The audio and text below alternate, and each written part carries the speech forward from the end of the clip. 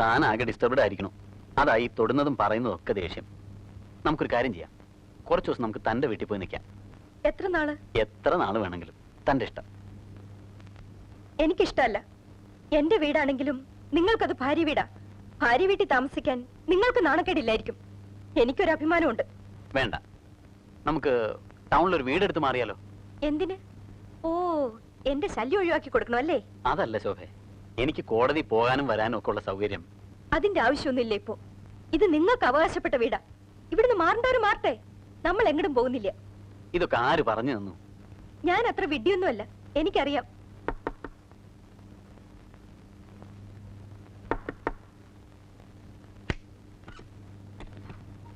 നീ തിരക്കിലാണോ? അല്ല. ശോഭയോ? അവൾക്കൊരു തലവേദന. ഡോക്ടറെ വിളിക്കണോ? വേണ്ട, ജലദോഷ. ഞാനൊരു ഗുളിക കൊടുത്തു, കുറവുണ്ട്. വെള്ളം പിടിക്കാഞ്ഞിട്ടാവും. കുറച്ച് ദിവസം ചൂടുവെള്ളത്തിൽ കുളിച്ചാൽ മതി. നീ ഒന്നും കൂടെ വന്നേ, ഒരു കാര്യം പറയാനുണ്ട്.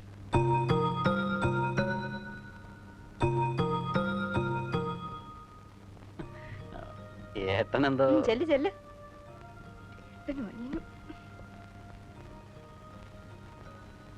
കുഞ്ഞമ്മാമ പോയപ്പോ എന്നോടൊരു വാക്ക് പറയായിരുന്നു. നന്ദി വേണം. കാണിക്കേണ്ട നന്ദിയൊക്കെ കാണിച്ചിട്ടുണ്ട്. അതുപോട്ടെ, നിന്നെ വിളിച്ചതൊരു കാര്യം പറയാനാ.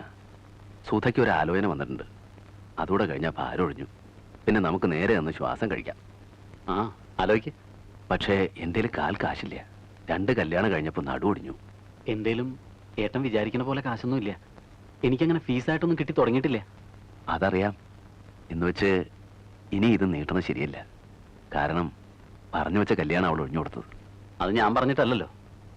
ഇതിപ്പോ പറഞ്ഞു വന്നതുകൊണ്ട് പറയാ. അത് വേണ്ടായിരുന്നു. എനിക്കറിയാം, എന്നോടുള്ള വാശിയാ. വാശിയൊന്നും അല്ലടാ. നീ പെണ്ണും കെട്ടി ഇവിടെ ജീവിക്കുക. അവളേക്കാൾ ഇളയ സുധയുടെ കല്യാണം നടത്തി വിടുക. അവളൊരു പെൺകുട്ടിയല്ലേടാ, സഹിക്കണ്ടേ? എന്തു ആയിക്കോട്ടെ, അത് കഴിഞ്ഞില്ലേ, പോട്ടെ. ഇനിയിപ്പോൾ അത് പറഞ്ഞ് മുഷിയണ്ട. ഒരു കാര്യമായിട്ട് മനസ്സിലാക്കിയാൽ കൊള്ളാം. ഞാനിപ്പോ ചെറിയ കുട്ടിയൊന്നുമല്ല. ഈ വീട്ടിലെ കാര്യങ്ങൾ എന്നോടും ഒന്ന് ആലോചിക്കാം. അതുകൊണ്ട് ഒരു ദോഷം വരാനില്ല. ശരിയാണെങ്കിൽ എടുത്താൽ മതി. ശരിയാണ് മോനെ. ഏട്ടൻ പലതും മനസ്സിലാക്കിയില്ല.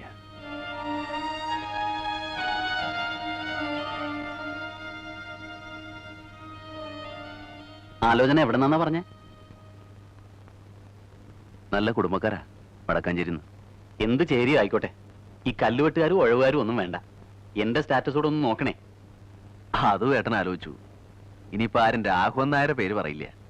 അഡ്വക്കേറ്റ് വിജയകുമാരൻ നായരുടെ വീട്, വക്കീലിന്റെ പെങ്ങള് എന്നൊക്കെ പറയൂ. അതുകൊണ്ടാ ഏട്ടന് ഈ ആലോചന കൊള്ളാന്ന് തോന്നിയത്. ചെക്കൻ BA കാരനാ, വില്ലേജ് ഓഫീസിലെ ക്ലാർക്ക്. കാഴ്ചയ്ക്കും എടുക്കാൻ ഫോട്ടോ കണ്ടിട്ട് എല്ലാവർക്കും ഇഷ്ടായി. പക്ഷേ അവർ ചോദിക്കുന്ന ഇത്തിരി കൂടുതലാ. ഒരു 50 പവൻ കൊടുക്കേണ്ടി വരും. ഓ, ഒരു ക്ലാർക്കിന് അത്ര കൊടുക്കണം? കുടുംബത്തിന് നല്ല നിലയാ. സുധയെ ഒരുപാട് വിഷമിപ്പിച്ചിട്ടുണ്ട്. അവളുടെ ഇഷ്ടങ്ങളൊന്നും സമ്മതിച്ചില്ല. അതിന്റെ ഒക്കെ കുറവ് തീർക്കാൻ അവളെ നല്ലൊരു ഇടത്തേക്ക് തന്നെ അയക്കണം. മുഴുവനും നീ സഹിക്കണ്ട. ഒരു 10-15 പവൻ ഞാൻ എങ്ങനെയും ഉണ്ടായിക്കോളാം. ആ, നോക്കട്ടെ. ഞാൻ ശോഭയോടൊന്ന് ആലോചിക്കട്ടെ.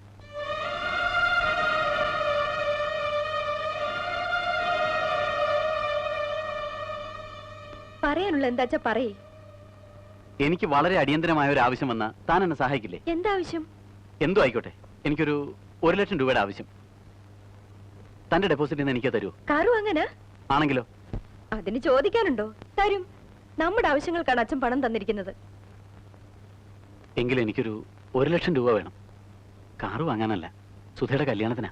അത് ശരി, അതിനാണ് ഒറ്റയ്ക്ക് വിളിപ്പിച്ചത്. അനീതിയുടെ കല്യാണം നടത്താൻ എന്റെ പണം വേണോ അല്ലേ? നാണല്ലല്ലോ ചോദിക്കാൻ. തന്നോട് ചോദിക്കാൻ എനിക്ക് നാണിക്കണോ? നിങ്ങളുടെ കാര്യമല്ല പറഞ്ഞത്, നിങ്ങളുടെ ഏട്ടന്റെ. ഇത്ര കാലത്തെ സമ്പാദ്യം ഉണ്ടല്ലോ, അതിൽ നിന്ന് എടുത്തൂടെ? സമ്പാദ്യോ? 10 പൈസ ഉണ്ടാവില്ല കയ്യില്. കണക്ക് തന്നിട്ടുണ്ടോ? ഇക്കണ്ട കാലം അത്രയും കൃഷിയുടെ മറ്റു വരുമാനങ്ങളൊക്കെ എടുത്തത് ഏട്ടനല്ലേ? എന്നിട്ട് സമ്പാദ്യമൊന്നും ഇല്ല.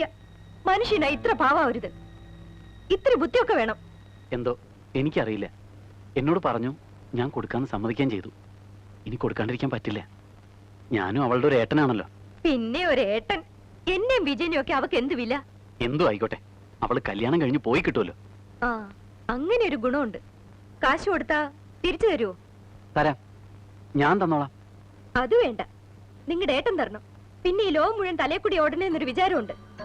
എല്ലാം ഞാൻ കല്യാണം നടത്തിയ നമ്മളാണ് എന്ന് എന്നെ പറയണം. അല്ലാതെ അതിന്റെ ക്രെഡിറ്റും സ്വന്താക്കി ആരും അത്ര ത്യാഗികളാവണ്ട. അതൊക്കെ പറയാം. പറയണമെന്ന് കരുതിയത് പലതും ഞാനിപ്പോ പറഞ്ഞു. നമുക്ക് കാശ് കൊടുക്കാലോ? ഇതൊക്കെ സമ്മതിച്ചാ കൊടുക്കാം. അതൊക്കെ സമ്മതിപ്പിക്കാം. എനിക്ക് ഉറപ്പിച്ച് പറയാലോ? പറഞ്ഞൊക്കെ സമ്മതിക്കണം. സമ്മതിക്കാം. സമ്മതിച്ചു എന്ന് പറഞ്ഞോളൂ. ഞാൻ തിരിച്ചു തന്നോളാം. ഒരല്പം സാവകാശം വേണമെന്ന് മാത്രം. ഛേ, ഇത് വളരെ മോശമായി പോയി. ഏട്ടൻ ഇങ്ങനെ ഒളിച്ചു നിൽക്കാൻ പാടില്ലായിരുന്നു.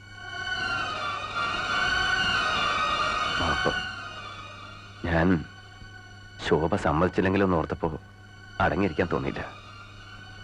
സത്യത്തിൽ ഞാൻ മുറിയിലേക്ക് കടന്നു വരികയായിരുന്നു. പക്ഷേ ഈ കാര്യങ്ങൾ സംസാരിക്കണം എന്നറിഞ്ഞപ്പോ കടന്നു വരാൻ തോന്നിയില്ല. കേൾക്കാതിരിക്കാനും തോന്നിയില്ല. ക്ഷമിക്കണം. എന്തായാലും ഇത് വളരെ ചീപ്പായി പോയി. എനിക്ക് നേരത്തെ സംശയമുണ്ട്. ഒളിഞ്ഞു നോട്ട എല്ലാവർക്കും ഇത്തിരിയുണ്ട്. ആ കുട്ടികൾക്ക് വരെ. എന്താടി പറഞ്ഞേ? ഒളിഞ്ഞു നോക്കിയെന്നോ? ആരാടി ഒളിഞ്ഞു നോക്കിയേ? എന്നെ എടീന്ന് വിളിച്ചോണ്ടല്ലോ. മിണ്ടരുത്. എനിക്കൊരു തെറ്റ് പറ്റിപ്പോയി. അതുകൊണ്ട് പറഞ്ഞ സംഖ്യ തരാതിരിക്കരുത്. ഞാൻ തിരിച്ചു തന്നോളാം. അത് തരാം. പക്ഷെ ഇത് നീ ആവർത്തിക്കരുത്. ഭയങ്കര കൾച്ചറലെസ് പരിപാടി അത്. കാളയുടെയും പോത്തിന്റെയും കൂടെ ജീവിക്കുന്നവർക്കാ കൾച്ചർ. വേണ്ട. ശോഭ പറഞ്ഞ തെറ്റൊന്നുമില്ല. നമ്മൾ കാളയുടെയും പോത്തിന്റെയും കൂടെ കഴിയണവരാ.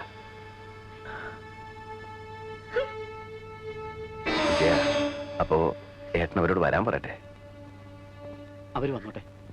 നമുക്കത് ഉടനെ നടത്താം. ഓ,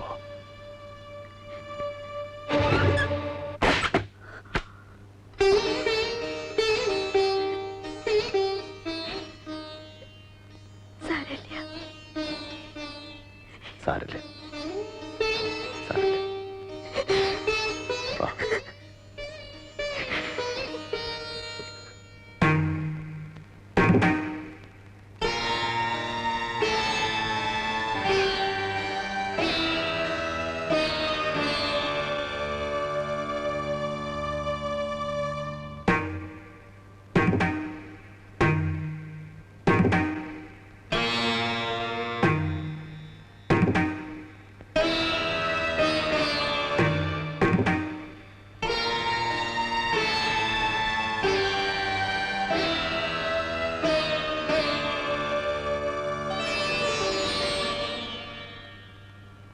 എന്താ രാഘവൻ നായരൊന്നും മിണ്ടാത്തേ?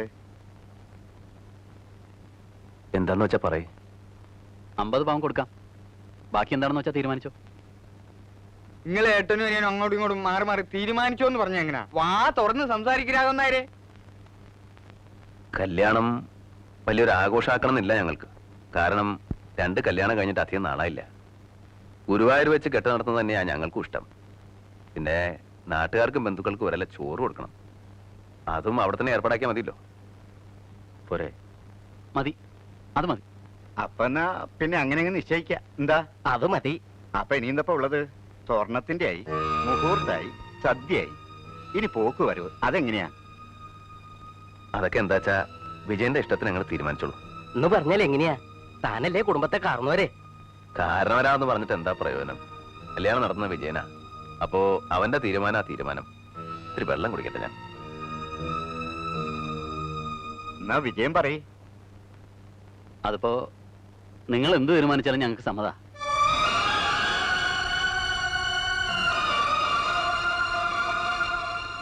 എന്തിനാ ഇങ്ങനെ വിഷമിക്കണേ? ഏയ്, വിഷമൊന്നുമില്ല. നമുക്ക് അവളുടെ കല്യാണം നടന്നാ പോരെ? വല്യേട്ടാ, വല്യേട്ടന് എന്താ പറ്റിയേ? ഒന്നുമില്ല. അല്ല, ഇങ്ങനെയല്ല എന്റെ വല്യേട്ടൻ. എന്റെ വല്യേട്ടൻ ഇങ്ങനെ തലയും താഴ്ത്തിയിരിക്കില്ല. ഏയ്, അങ്ങനെയൊന്നുമില്ല. നിനക്കിഷ്ടായോ ആളെ? നിന്നോടുള്ള വാക്ക് പാലിക്കണം. ഇതൊന്നും നടന്നു കാണണം. പിന്നെ വലിയേട്ടൻ ഏത് പാതാളത്തിലേക്കും താഴാം.